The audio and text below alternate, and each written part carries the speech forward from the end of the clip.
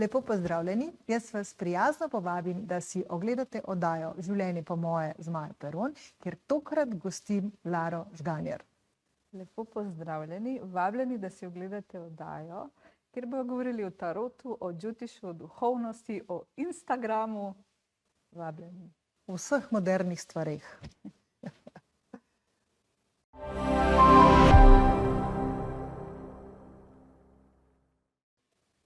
Lepo pozdravljeni, dragi moji. Danes gostim mlado žensko, ki zna združiti svetove, vidno in nevidno, vsakdanje in sveto.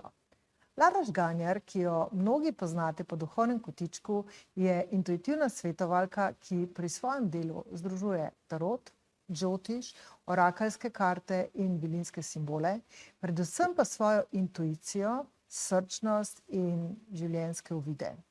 Njena pot ni bila vedno lahka, a prav to ji daje globino in mehkobo, ki jo začutiš v tistem trenutku, ko spregovori. Ne olepšuje stvari, jih pa razloži tako, da jih razumeš in v polnosti izkoristiš potencial, ali pa te, če je treba, opogumi, da zmoreš, kar ti prihaja na pot. Lara, lepo pozdravljena. Vesela sem, da si tukaj, da si moja gostja, pa da gremo na začetek, a veš. Kaj pravzaprav delaš, sem povedala, pa bova skozi zgodbo, ampak zanima me, kdaj si ti prvič začutila, v bistvu je to nekaj, s čimer se rodiš, kar začutiš? Jaz mislim, da se na nek način rodiš. Mislim, da smo vsi intuitivni do neke mere. Jaz sem prvič nekako zaznala te duhovne sfere, bom rekla, že v otroštvu. Jaz sem od majhnega nekako čutila energije, zaznavala sem različne duše, ampak nisem točno vedela, kam bi to umestila, nisem vedela, kaj bi s tem počela. Tako da sem šla kar čez veliko nekih različnih obdobij glede tega, da sem se potem šele našla, potem v odrasli dobi. Sem pa nekako to, bom rekla, potipala že v otroštvu. Zdaj, imela si kar zanimivo življenje, no, da rečemo tako. In pri 16-ih, si rekla, si izgubila vid na eno oko. Kako je to vplivalo na te? V bistvu bom rekla, da me je precej zbudila ta izkušnja, zaradi tega, ker do takrat sem bila nekako otrok. Sem nekako verjela, da se meni pa ne more nič zgoditi, pa da ne rabim v bistvu se poglabljati sama vase preveč. Takrat pa v bistvu nekako me je življenje malo ustavilo. Takrat sem šla tudi v bolnico, kjer sem bila v bistvu zelo dolgo časa, mogla sem ustaviti vse svoje šolske, socialne aktivnosti. In takrat sem v bistvu tudi doživela neko zelo zanimivo izkušnjo, ki me je prvič nekako postavila v vlogo nekega svetovalca. In sicer sem imela izkušnjo z neko gospo, ki je pač pred mano oslepela v bolnici. In jaz se spomnim, kot 16-letni otrok, nekako sem jo mogla spraviti k sebi. Zdaj pač to je bilo meni v bistvu neka čisto nova izkušnja, ker do takrat sem dejansko nekako življenje smatrala, kot da sem sama center vesolja. Potem sem se pa znašla v situaciji, ko sem mogla pomagati tudi nekomu drugemu in to v neki zelo kritični situaciji. In takrat nekako se je v meni zgodil nek preobrat, da sem jaz v bistvu morda nekdo, ki pa lahko nekoga potegne iz neke krize. Ker takrat sva s tisto gospo, jaz sploh ne vem, kako je ime, ne spomnim se, sva nekako prebrodili tisto njeno največjo krizo in takrat sem tudi ugotovila, da v bistvu karkoli se ti zgodi, vedno se lahko komu zgodi še kaj hujšega. In nekako takrat sem šla iz neke vloge žrtve, v kateri sem bila pred tem, ker pač, ko si star 16 let in se ti zgodi slepota in misliš, da to pa ni fair, kaj se pa meni dogaja. In ko vidiš, da nekdo v bistvu ima še veliko težjo situacijo, takrat nekako spoznaš, da nisi tukaj zato, da si ti center vesolja in da si bogi in da ne vem kaj, ampak dejansko imaš nek namen. No, ampak ti se potem še nisi zašla na to svetovalno pot, bila si nekako še najstnica. Tudi kasneje, tako ko smo se pogovarjali, si rekla, da si velikokrat se umaknila v te duhovnosti in se potem vedno znova vračala. Jaz tako mislim, da se to večini ljudi dogaja, da si rečeš, ne, pa se to ni, pa to ne bom, pa tako. Kaj majčkeno več o teh stvareh povej? Ja, jaz sem se tega v bistvu, bom rekla, precej bala. Jaz sem imela prvi stik z duhovnostjo skozi duše, ne. Mene so v bistvu že kot otroka, bom rekla, obiskovale duše in to je bom rekla, za nekoga, ki kljub temu, da sem imela veliko podporo družine, ne, pa tudi moji so zelo duhovni pa odprti, ne, kljub temu te okolica nekako ne sprejema preveč, ne, teh zadev. Kakšni ja, kakšni ne, vedno dobiš pa nek odziv, ne. Ali so zelo navdušeni nad tem, ali so pa zgroženi, ne. In jaz kot najstnica ali pa recimo, bom rekla, tudi mlada ženska nisem bila pripravljena se soočiti s tem, ker sem v bistvu želela precej ugajati, ne. Po drugi strani so bile to stvari, ki jih nisem znala kontrolirati, ne. To so bile stvari, ki jih jaz tudi nisem razumela. Nisem vedela, zakaj mene duše obiskujejo oziroma kaj je namen vsega tega, ne? Ker v bistvu po eni strani me je to zelo vleklo, sem si zelo želela, ne, tisto doživeti te stvari, razkriti te skrivnosti, ki v bistvu so zadaj, ne. Po drugi strani sem pa v bistvu jaz zelo neka navadna, bom rekla, običajna oseba, ki nekako želi živeti v tem, bom rekla, normalnem svetu. In te dva pola pri meni sta se vedno nekako, bom rekla, prepletala, ne. Tako da so bila različna obdobja, bom rekla, ne. Kako si pa potem našla to pot, v bistvu, kdaj pa si se začela s tem soočati in si priznavati, kdaj pa ti to rata dobro? V bistvu šele proti 30, da sem se nekako dejansko sprijaznila s tem. Ne, saj moji bližnji so že vedeli, recimo, pa moji prijatelji, ne, pa recimo v krogih, kjer sem se jaz počutila varno, smo se o tem pogovarjali, ne. Ampak recimo, da sem šla prav javno ven s tem, je to zdajle par let od tega, ne. Ker v bistvu, ja. No, saj tukaj je ena taka zanimiva stvar, ne. Ti si recimo na Instagramu imaš res veliko sledilcev, ne. In zanimivo mi je bilo, ko smo se midve pogovarjali, ta tvoja iskrenost je bila meni res všeč in mislim, da je to sporočilo lahko mnogim, ker ti si na Instagramu predvsem stavila nekako na svojo lepoto, na zunanjost in tako. In zanimivo mi je bilo, ko si mi razlagala, ne, kako si pravzaprav sama sebe v nekem trenutku vprašala, zakaj ti to rabiš. Ja. Mogoče o tem, to se mi zdi res tako izjemno pomembno sporočilo. Ja, veš kaj, ne, meni je ta videz, pa ta Instagram, pa ta neka pozornost, ki je prišla s tem, prinesla, bom rekla, neko zaščito. Ljudje so me nekako pustili pri miru, ne. Popredalčkali so me, okej, ona je taka in taka, ne, in jaz sem se nekako vrgla v tisto in nekako se nisem rabila ubadati sama s sabo, ne. In jaz sem recimo prišla v ta Instagram, se mi zdi glih v obdobju, ko je nekako to začelo rasti, ne, ko sem jaz kar naenkrat, ne vem, zrasla, ne. V smislu, da sem začela objavljati, sem dobivala ogromno ene pozornosti, sem dobivala pozornost moških tudi, sem dobivala ponudbe, recimo za posel, vse ostalo, ne. In to je mene nekako kar malo odneslo, moram reči, ne. Zato, ker pač to ti prinese določene prednosti v življenju, ne. Ampak potem sem ugotovila, da me ta stvar na nek način ne izpolnjuje, ne. Je pa bila po eni strani tudi, bom rekla, stopnica za to, da sem lahko potem tudi začela s svojim poslom, ne, ker sem pa imela že neko bazo ljudi, ki so me spremljali, ki so me poznali, ki so bili verjetno malo šokirani potem, ne, ko sem prišla s temi svojimi duhovnimi izjavami, ne, češ, kaj pa ta zdaj hoče, ne, ono, glih, ker smo te gledali v kopalkah in zdaj ti tle predavaš o duhovnosti, ne, ampak dejansko ta duhovna Lara, ne, jaz sem vedno rekla recimo svojim bližnjim, jaz imam Laro, ne, ki je ta duhovna, bom rekla, Ki si ti? to, ne, pa Larika, ne, Larika je pa tisto, ne, jaz sem ta neka instagramerka in to sem tudi ugotovila recimo, da sem dostikrat te dve personi, sem jih znala v bistvu čisto ločiti. V bistvu si živela dvojno življenje, ne? Tako, ne. Ravno. In v bistvu šele zdaj, zadnja leto, dve, da sem dejansko te dve osebi začela spravljati skupaj, ne, da se počutim nekako, bom rekla, varno in stabilno v tej neki. No, v bistvu to, kar se meni zdi pomembno, kar si ti povedala, je, da tebi je ta pozornost na Instagramu nekako odnesla oziroma si to kompenzirala z neko negotovostjo ali pa mogoče nezadovoljstvom, ki si ga v sebi čutila in z nekimi strahovi, ne? Definitivno, ja. In tudi v bistvu lahko sem na nek način imela to pozornost, ker pač moram reči, da od malega sem želela pozornost. Ne. V smislu, da mene je oče vedno snimal, pa smo peli, pa smo nastopali pa tako. Ne. Ampak nisem se pa rabila izpostavljati kot jaz. Ne. Še vedno sem imela pa tisto svoje varno zavetje, lahko sem ugajala, ne. Ampak to ni bistvo. Ne. Ni bistvo. Bistvo je, da si to, kar si. Ne. Tako. Evo, narediva kratko pavzico, pa nadaljujemo čez par trenutkov.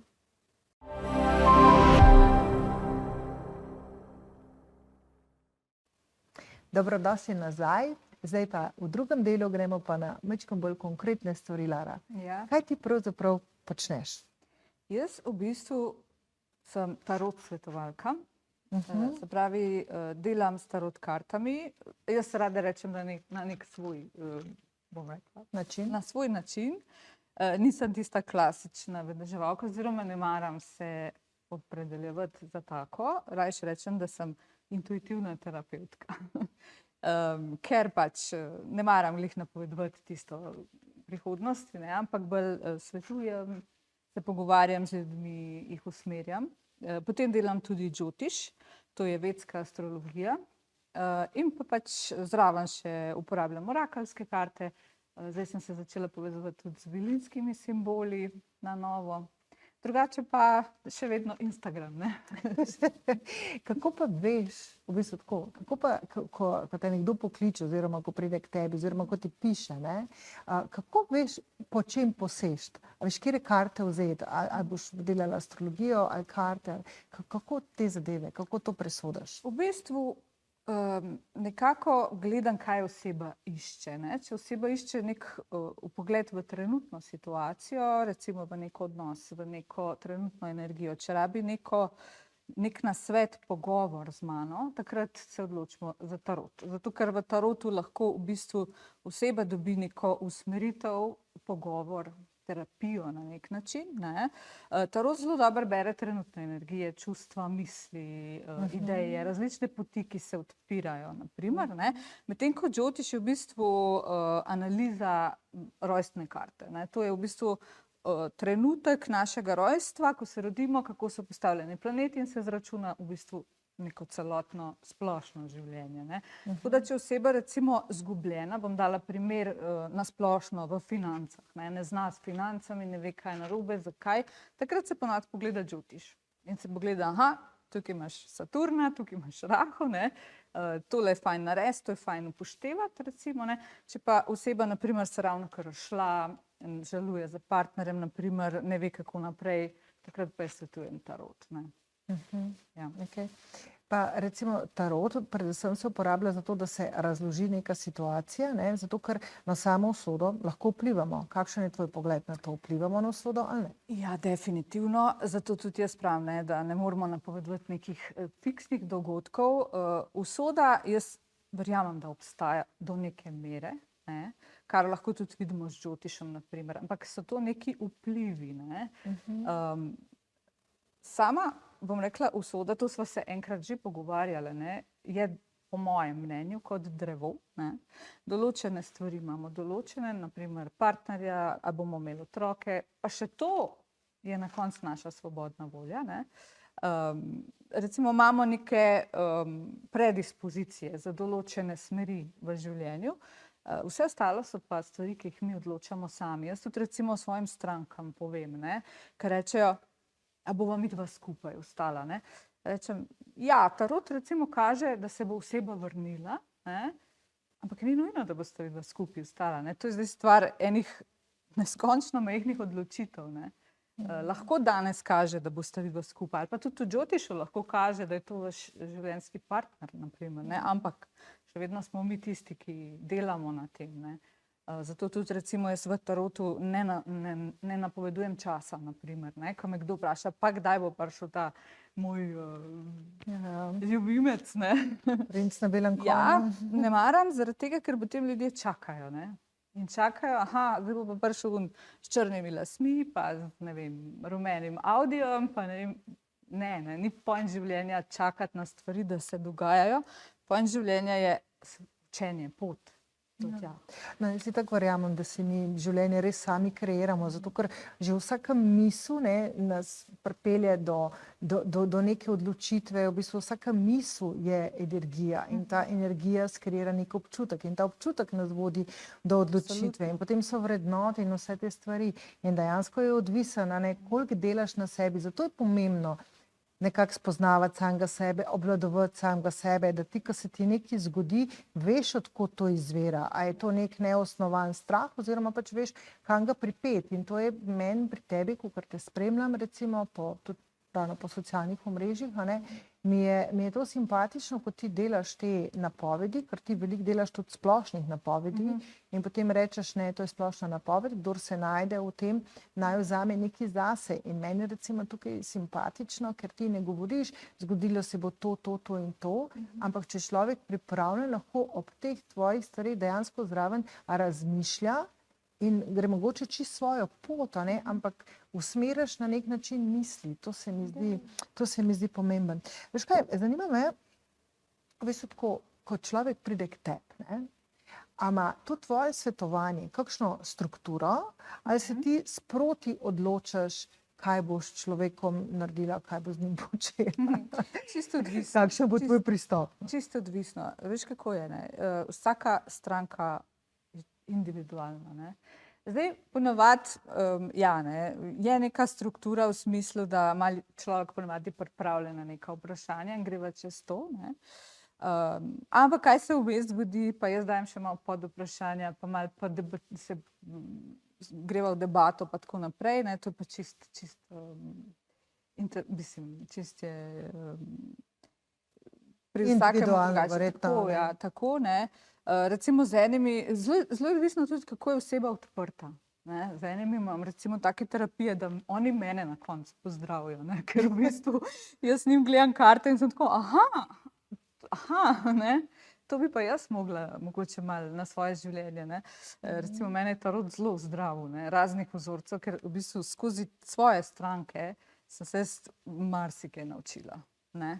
Pri enih je pa pač čista struktura, ne, dober dan, kako ste, zanima me to, ok, to, ne, čisto odvisno, ne, in tudi enih ljudi recimo ne morem brati preveč, ne, dober, ker so oni zaprti živčni, pač ne gre, ampak zaenkrat moram reči, da smo se v večini kar znašli. No. Ja, seveda ne, ljudje smo še vse naravnani tako, da največkrat hočemo majčkeno preveriti, a je ta na drugi strani res prav ali ne, in potem s tem seveda svoje naredimo. Ne. Ti pa verjetno se, glede na to, da je res vse energija in da ko teče, če je nekdo zraven tebe pretočen in zadeva teče, mislim, tudi tako, če ti človek pove ene stvari, je tebi laže, ne zato, ker se ti laže nekaj izmisliš, ampak zaradi tega, ker veš, kam boš pripela, ne, tiste karte, kako jih boš nekako razložila. Ne. Veš, kaj me zanima, ne? Ti dejansko na družbenih omrežjih si aktivna in zdaj želiš duhovnost približati ljudem. Ja. Se pravi, tudi mladim, ne samo tistim, ki so v stiski, ampak duhovnost kot tako, ker dejstvo je, da mi smo duhovna bitja. Ne? Kako pa ti živiš to duhovnost? Kaj tebi duhovnost pravzaprav pomeni? Jaz mislim, da je duhovnost nekaj, kar je v bistvu neka najbolj običajna, navadna stvar. Ne? Zelo veliko imamo idej, kaj naj bi bila duhovnost. Zelo veliko je predsodkov, stereotipov, kakšni naj bi bili duhovni ljudje. Ne? Kar rečemo duhovna oseba, si ponavadi predstavljamo nekega meniha, vsaj jaz. Ne? Ali pa nekoga, ki neki mislim, ne, pač sej, različni smo. Ampak jaz nekako duhovnost vidim kot vsakodnevno prakso, kot neko avtentičnost, kot delo na sebi, kot to, da nekako probaš biti to, kar si, da sprejmeš svojo pozitivno stran, pa tudi tisto svojo senco, ki jo imamo vsi. Ne? Se pravi, duhovnost meni ni, pa sem recimo dosti časa to verjela, zato sem imela tudi blokade, da bi šla recimo pač v duhovnost, nekako v javnost, ne? Zelo dolgo časa sem verjela, da je duhovnost ta love and light, ne? Da moraš pa ti biti ves čas srečen, pa nasmejan, pa skromen, pa oblečen pravilno, pa Bog pomagi, ne? Preklinjati ali pa ne vem, kaj spiti, ali pa Bog ne daj, ne? Ampak ne, pa sem ugotovila s časoma, da duhovnost je v resnici biti to, kar si, ne, avtentičen in živeti to svojo avtentičnost. Ne. Prav, ja, sem slabe volje, kdaj, ja, lahko rečem ne, naprimer, ne. In to je mene tarot naučil, ne, ker sem v bistvu na začetku, ko sem začela, sem imela polno enih blokad, ne. Pa nekih strahov, pa kaj bo ta rekel, pa kaj bom, pa Bog ne dej reči ne, pa ne vem, ne. In dejansko sem se naučila, da je duhovnost biti to, kar si, živeti življenje na nek avtentičen način. In to skušam tudi mogoče predstaviti ljudem, ne, da sem ta, kaj pa vem, zrihtana, ne vem, ok, zdaj pač nisem več Barbika, ne, smo malo še v letih pa noseči, ne, ampak veš, kaj mislim, ne, a veš, da si lahko taka, ne, pa delaš duhovnost, da s tem ni nič narobe, ne rabiš biti tam neka, ampak to je meni dosti ljudi tudi malo zameralo, ne, se mi zdi, da marsikdo tega ne sprejme, ker želijo te dati v predalček, ne. O tem bova v naslednjem delu. Jaz bi pa tale del zaključila točno s tem, da ne je samostojna poved, ki ne potrebuje nobene razlage.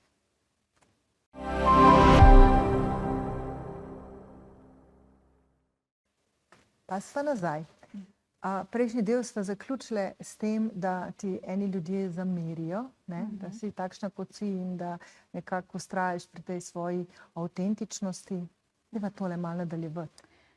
Ja, veš kako, ne, jaz mislim, da zelo veliko ljudi te skuša malo popredalčkati, ne, jim je lažje, če reče, aha, ona je taka, on je taka, on dela to, ne, in zdaj v bistvu sem dobila veliko očitkov na svoji poti, ne, kaj boš pa ti, ne, na ta način, ne, se to pa ni duhovno, ne, to pa ne more biti duhovno, ne, ali pa recimo, zakaj pa delaš to kot posel, to pa ni duhovnost, na primer, ne, čeprav živimo v materialnem svetu, ne, dejansko tudi to je duhovno, ne, tudi denar je energija v resnici, ne, in to sem nekako, to skušam nekako tudi svojim sledilcem, ki me spremljajo. Moram reči, da imam bazo enih čudovitih sledilcev, res, tle imam, moram reči, ogromno srečo. Se pa najdejo tudi določeni kritiki, jezni ljudje in tako naprej, ne. In ja, skušam jim nekako pokazati, da je okej, ne, če si pač to, kar si, ne, in da ne rabiš spadati v neko definicijo, ne. No, jaz si tako mislim, da to je največ, kar za človeka lahko narediš, da ga opolnomočiš, da si upa biti to, kar v resnici je, spremeniti tisto pri sebi, kar mu ni všeč, ker dejstvo je, da je normalno, da se spreminjamo, da je prav, da se spreminjamo, vendar da to počnemo zato, ker se sami tako odločimo, ne zato, ker je na nas nekdo pač, ne, apeliral ali pa pokazal s prstom. Ampak v bistvu tako tisto največjo resnico, če sem te prav razumela, o duhovnosti, ki bi jo ti želela predati, je to, da je treba biti avtentičen. Ja, pa delati na sebi, ne, pa sprejemati v bistvu te dele sebe, ki so mogoče manj ljubljeni, ne. Kot sem rekla, ne, to sem jaz imela kar nekako izziv. V bistvu, preden sem te dele sprejela pri sebi, sem imela težave na vseh področjih, bom rekla, ne. Te dele sebe, ki obstajajo v meni, pa jih nisem hotela videti, ljubiti, sprejeti, ne. In to mislim, da je duhovnost, ne. Da v bistvu iščeš te svoje najbolj boleče rane, ne, in praskaš po njih in jih probaš nekako vzljubiti. Ja, se običajno, ko jih nekako zavestimo, pa odpremo, pa še malo popraskamo po njih, se običajno potem lahko zacelijo in gremo lahko celi naprej, ne. To je definitivno. Škaj, v prvem delu sva govorili o medijstvu, o dušah. Ja. Kako je zdaj s temi dušami? Še hodijo k tebi? Pomisliš kdaj, da bi se vrnila k medijstvu? Kako se tukaj zgodba? V bistvu, ta moj medijstvo, ne, mene spremlja že od majhnega. Ampak jaz imam tukaj še malo za predelati neke določene blokade, ki sem jih razložila s čutišem, tudi sama sebi, zakaj pač imam te blokade in strahove. Izjemno me vleče v te sfere, bom rekla, ker tarot je neka določena, bom rekla, vibracija in tako naprej, ne? Ampak v bistvu, ko greš pa ti v pogovor z dušo, ki je neka višja vibracija in ko vidiš tudi v bistvu, kako osebi na drugi strani to pomaga, ne? Ko vidiš to direktno zdravljenje, ko se oseba poveže s svojim bližnjim, ki je pokojni, ne? To je nekaj čist drugega.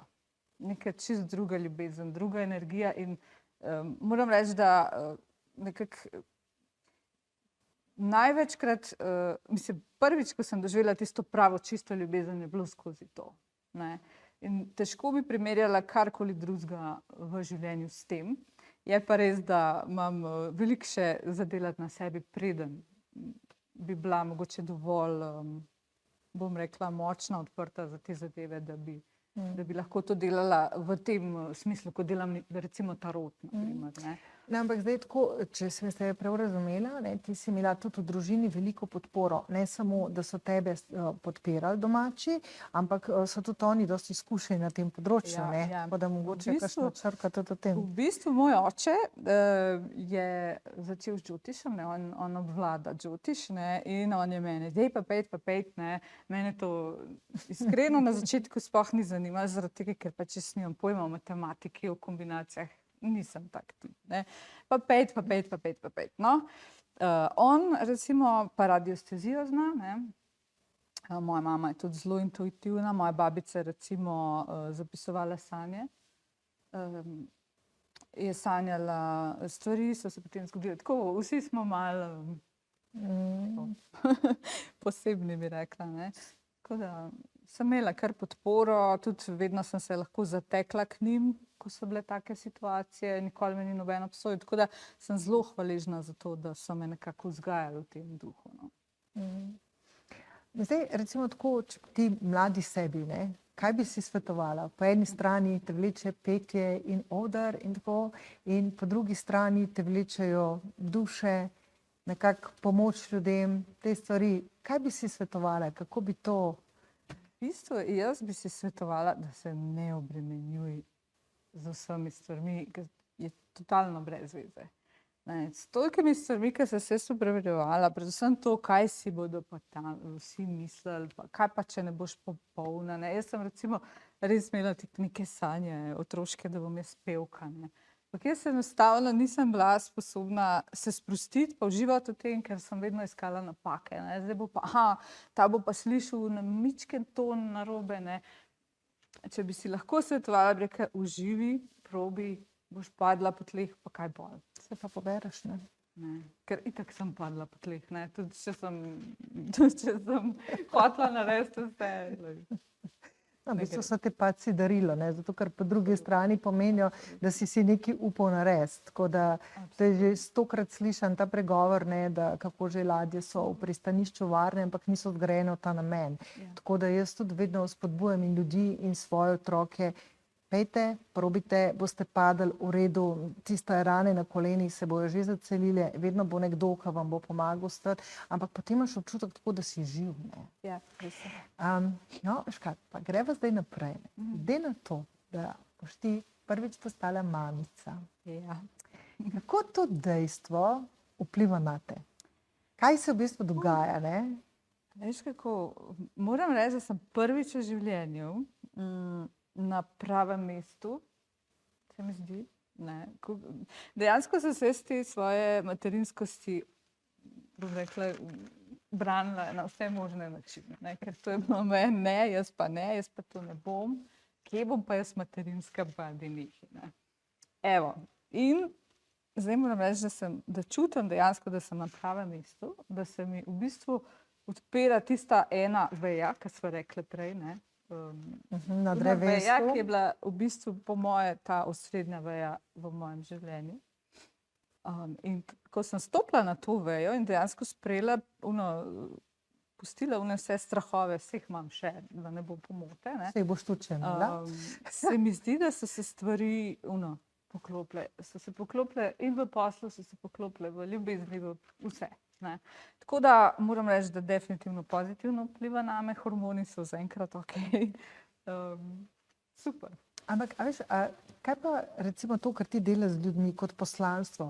A si se zdaj kaj spremenila? A so ti pomembnejše druge stvari? A karte bereš na drugačen način? Ne mislim tako, da jim spreminjaš pomen, ampak da je tvoja interpretacija drugačna, ker v bistvu jih nekako na druge stvari ali pa na druge vrednote pripenjaš, ne, in tolmačiš. Ja, veš kako, ne? Zdi se mi, da sem postala malo bolj ostra. Ostra in bolj, veš kaj, jaz sem bila vedno tisto, ne, daj povej na tak način, vse se da lepo povedati. In zdaj sem se parkrat že tisto, ne, veš, pa dej, ne moreš tako, ne. Tako da ne vem, ali sem malo mogoče manj potrpežljiva, ali pa sem bolj, kaj pa vem, materinska. Ne vem. Tako, drugače pa ne, saj še vedno delam na podoben princip kot prej. Dobro. Ponavadi se nam potem tako, ko smo nekako, ko se pripravljamo na tega prvega otročka, pa pol, ko smo mame, tako začnemo druge stvari običajno opazovati v svetu in to. Kaj pa bi si ti želela, to vsakega gosta vprašam, za svet, za ljudi, za človeštvo, za to, kar nekako prihaja? Kaj bi bil tisto tvoj, ne zdaj tvoja želja, ampak kaj bi bil mogoče bolj tako en tak tvoj nasvet za ljudi? Ja, jaz bi si želela, da bi bila neka vrednota v ospredju, sočutje. Jaz mislim, da je sočutje stvar, ki nekako lahko pripelje do boljšega sveta, ker samo s sočutjem lahko nekako pomagamo en drugemu, delamo boljše jutri, ne. Žal mi je, da je sočutje nekje zelo zadaj danes, se mi zdi, ne.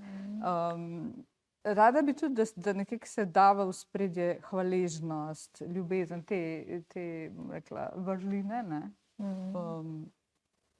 Ker to so zelo visoke vibracije, ne. In se mi zdi, da svet trenutno vibrira na zelo nizkih vibracijah, na strahu, na sovraštvu, na zameri, na zavisti, ne.